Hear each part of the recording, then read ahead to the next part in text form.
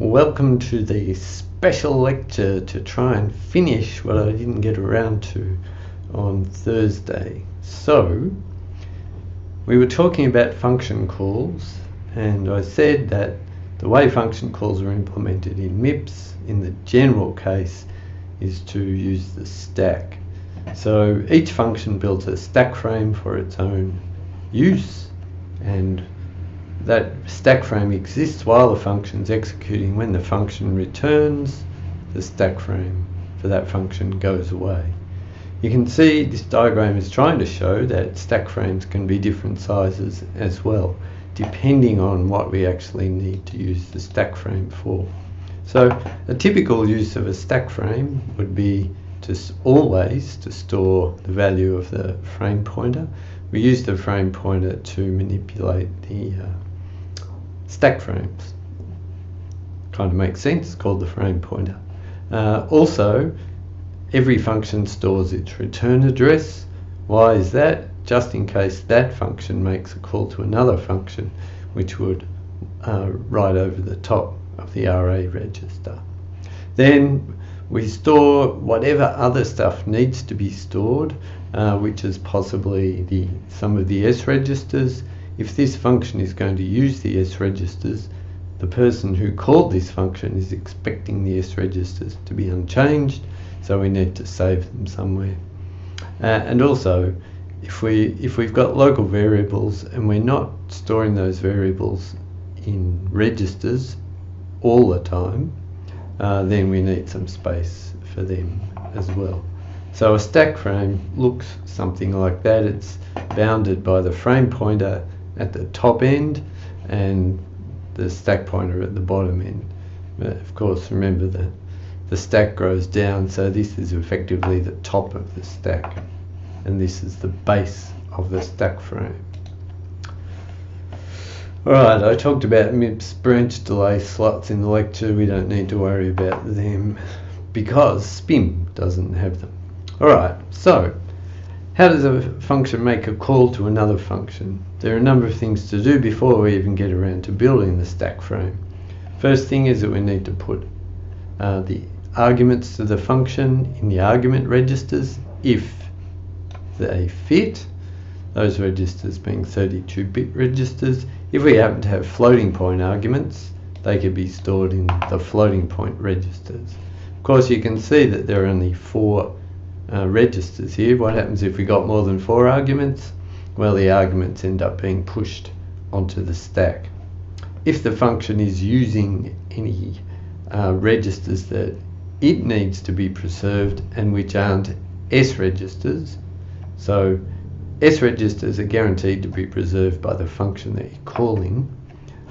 Any other registers, you might have a temporary result that needs to exist across the call to the function, so you'd need to store that somewhere, and a common place to do that would be to push the values of those registers onto the stack.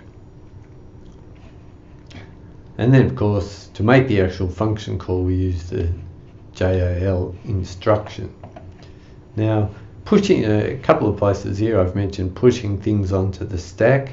Well, basically what that means is that we reference the stack pointer and we take whatever value we want and we store it on the top point of the stack. Now, of course, top keeps changing when we do this, so the first thing that we need to do is move the stack pointer down by 1 word.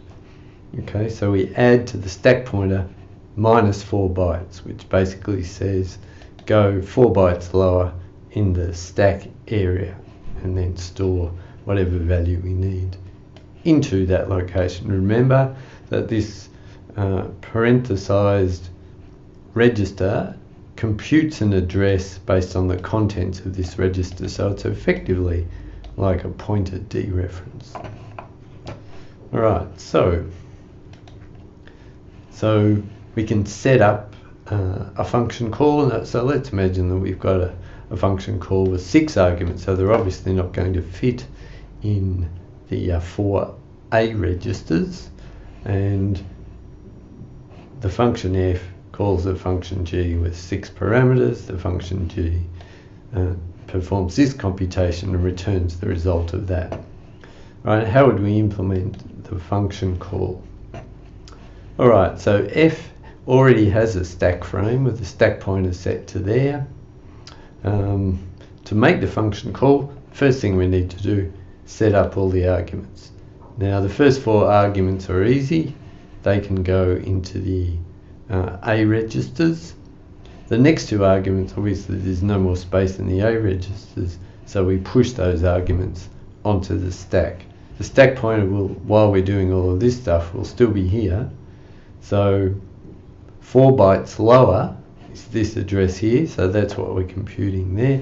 And then 4 bytes below that, in other words 8 bytes below the current position of the stack pointer, is that location there, so we push the value of S5 into there. Remember that I said all of the arguments to this function happen to be stored in these registers, and that's just the way this function has been set up. So having done that, we've effectively pushed 2 values onto the stack. We need to adjust the stack pointer so it references the last thing that we added to the stack. If you wanted to, we could go store S4 minus 4 SP, add stack pointer minus 4 to push it down 1 position, and then do store word S5 minus 4 SP, and then add SP minus 4 again. But to save 1 instruction, we do the 2 pushes and then decrement the value of the stack pointer to make sure that it's pointing at the right final location, which is the last thing that was pushed onto the stack, which is the value of the register S5. Right, having done that, we've set up all the parameters, and then we make our jump and link to the register to the function G. So we assume that G is a label that's defined somewhere in the text segment. Other things you'll notice, of course, is that all of these S registers have had their values stored in the A registers, had the values copied across. Okay, so how could we write MIPS code to implement this particular function call? So let's take a quick look at the setup. A is a global variable which is 100 characters, an array of 100 characters. We use fgets to read some characters into that array, and then we want to work out how many characters are actually in the array. So we call this myLength function. The myLength function takes 2 parameters. The first one is the array, and remember that an array is always referenced by a pointer to its first element, which is what that is.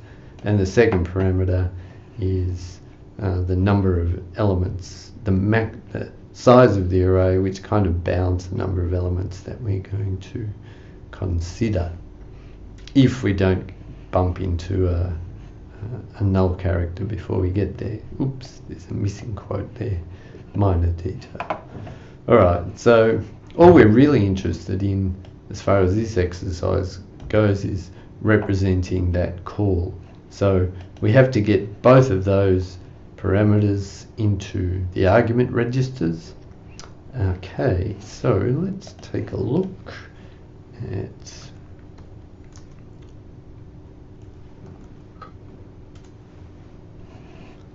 this MIPS. So A could easily be represented in MIPS by dot space 100, allocate 100 bytes, in other words.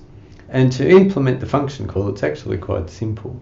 We simply load the address of the first element in the array A, we load the constant value 99 into the next argument register, and then we make the jump and link call. So pretty simple in this case. Simply load the 2 values into the argument registers, and it turns out that it's only 1 instruction to load each value into the register. Jump to the function, so we come down here, we do all of our computation, and then we return to the main program, having set up a value. So in fact, we're going to do a little bit more than just save registers. We then compute the length, and ultimately $V0, which you remember is the return register, the register that holds the return value for a function, gets set equal to that length that we've computed. We then need to restore any saved registers, and having done that, we can then return to the calling function. But anyway, the exercise was simply asking for those three instructions there. Set up the arguments, call the function. Okay, next. Alright, so that's how you call a function. What does an actual function look like? Well, basically functions all have a similar kind of structure. So at the start of the function, we have a prologue, which is a small piece of code that does that. Sets up the stack frame and saves whatever registers need to be saved. We then have the body of the function, which does the actual computation and ultimately leaves the result in $V0. We then have an epilogue, which restores any registers that we saved up here and then cleans up the stack frame and ultimately jumps back to the calling location. So where was I called from? I'll go back there and I'll continue execution in that part of the program. Alright, so what's this function prologue and what does it need to do? Well, it needs to build the stack frame, and that involves changing the values of FP and SP. So FP is always going to point to the base of the stack frame, which happens to be the highest address in the stack frame. SP will end up pointing to the top of the stack, which is the lowest address in the stack frame. So one thing that we definitely need to do is to save the return address. It's one of the registers that needs saving. The other registers that need saving are any S registers that we happen to want to change, because they need to be restored at the end. So in order to be able to restore them, we've got to save them some way. So setting up the stack frame, how big is the stack frame? Well, part of the stack frame is we save a copy of the old value of FP, we save a copy of the return address, and then we save however many S registers we need. So each of those things is going to be 4 bytes. This will be multiplied by as many of these S registers as we need to save. Okay, so what's involved in changing the frame pointer and the stack pointer? Well, the new value of the frame pointer is going to be equal to the old value of the stack pointer minus 4, and we'll see why that is in a diagram on the next slide.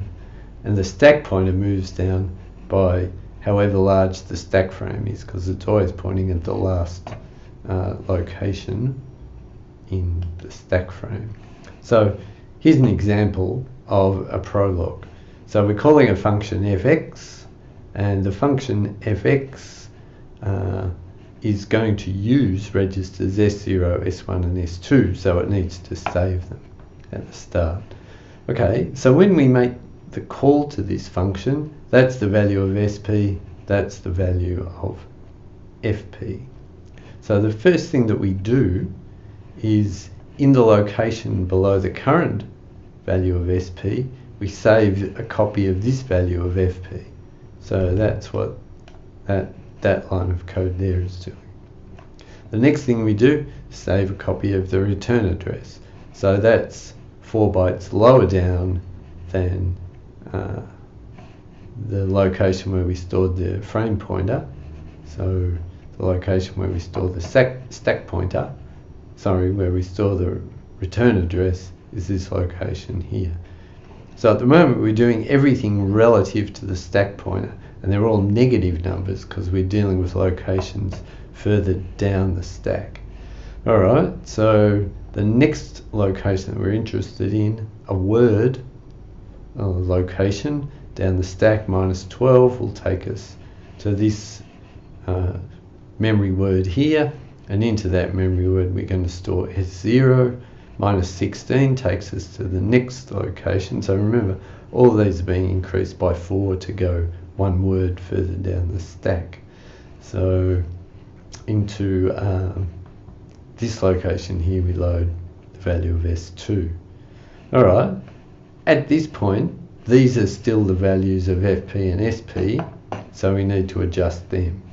So the first thing to do is to take a copy of the current frame pointer and load it in here. Final thing to do is to move the stack pointer down to this location here. Sorry, when we blah blah blah. So we need to adjust the frame pointer and the stack pointer. So what needs to go into the frame pointer, the new value of the frame pointer, should be the address of the location where we've stored the old frame pointer. So so we compute the location where we stored the old frame pointer, should be the same as that, and we store its address into the frame pointer, so that becomes the new value of the frame pointer. So always the frame pointer is pointing to another frame pointer value that is effectively the base of the function of the frame for the function that called this function.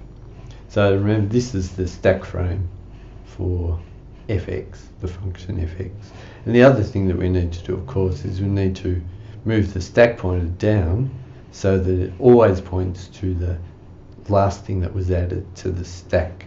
So since the last thing that was added to the stack is offset 20 in the downward direction from the current stack pointer, we add minus 20, in other words we subtract 20 from the stack pointer, and that becomes the new value of the stack pointer. Okay, so that's the function prologue. Obviously at the other end of the function we have the epilogue, which needs to fix things up, and effectively it needs to get rid of that stack frame. So after the epilogues run, all that stuff should be gone and all of the registers should be restored to their original value. So what a function needs to do is, and maybe this isn't necessarily part of the epilogue, but place a return value in the return register, which is $v0. Any arguments that you might have pushed onto the stack, and they would have appeared further down here, need to be popped off. Then we need to restore the values of all the S registers, and then we need to restore the save value of RA, so we return to the correct location, and then we need to remove the stack frame, and that involves changing FP and SP, and finally we use our JR to the return address, which we just restored up here, to return to the caller. Right, so in this case, or rather in the previous case, in the prologue, all of the values were computed relative to the stack pointer. Now all the values are going to be computed relative to the frame pointer. So everything was computed relative to that old version of the stack pointer, so all of that stuff. And the reason for doing that is that was the lowest location on the stack, so we needed to add stuff just after that. So everything now is computed relative to the frame pointer. We'll see why on the next diagram, and ultimately changing FP and SP back to their old values. Well, the stack pointer gets moved to the value of the frame pointer at the end of the function, +4. Okay, remember this is the scenario at the start. So the frame pointer is here. This is the state of the stack at the time we called this function. SP needs to be put back into that location there. So that's 4 positions further up the memory than the frame pointer value. So that's where that comes from. And the frame pointer, remember that I said when we set all of this up, what we stored in here was the value of the frame pointer that we need to restore when this function exits. The current value of the frame pointer fp is pointing to that, so we simply need to grab this and make that the new value of the frame pointer. And so we take the current value or the old value of the frame pointer, we take the contents of the memory location at that address, and that becomes the new value of fp. Okay, so here's a diagram to illustrate exactly what happens at the end of a function's execution. So what we've got at this point is the stack frame, and if the function has called any other functions and pushed arguments onto the stack, they might be down here as well. So we're kind of assuming that fx has called some other function and had to push an argument onto the stack. Alright, so we get to the end and we need to clean up. So what do we need to do? Well, the first thing that we actually need to do before that is to make sure that the return register, $v0, contains the value that we want to return to the caller function. This may happen somehow like this, or it may be part of the computation that occurs up here. Anyway, at this point we've got a valid return value in $v0. Now the next thing is to clean up the stack frame. First thing to do, the stack frame is used as to save values of registers that needed to be saved. So we've got S2, S1 and S0 saved down here. So using an offset relative to the frame pointer, we can load up each of those, or we can restore the values to each of those registers. So fp is up here, -4, -8, -12, -16 gives us S2. So that will load in the saved value of S2 back into the register S2. Similarly for S1, similarly for S0. But the other register that we always need to restore is the return address. It's located one word below the frame pointer, so the offset is -4. Okay, so let's restore the return address. Now the other thing that we need to do is to reset the frame pointer and stack pointer so that we're back in the frame context of the caller. So that involves changing this value of SP up to here and this value of FP up to here. Okay, changing FP is relatively straightforward because we have the old value of FP stored here, and so all that we want to do is take this value and make that the new value of FP. So given that FP is a pointer to the old value of FP, we can simply dereference it like that and replace the value so that FP moves up to here. But of course, before we do that, we need to restore SP. SP is always going to be one word up the stack from the current value of SP, and so loading up the stack pointer means loading up the address that's 4 bytes above FP. So that's what that first statement is doing. Having done that, then we can modify the value of FP, and having done that, everything's set up with the stack frame for the caller, and we can then return to the caller using JR to RA, which you might remember we restored back here. So having done that, effectively all of this stuff has vanished and we're back in the stack frame of the calling function, and JR has actually taken us back to the calling function at the point where we made the original call to fx. So in some sense that kind of completes the life cycle of a function. Alright, so here's an exercise that you can think about implementing a function that uses recursion. As soon as you have a function that uses recursion, it's basically essential to make use of a stack.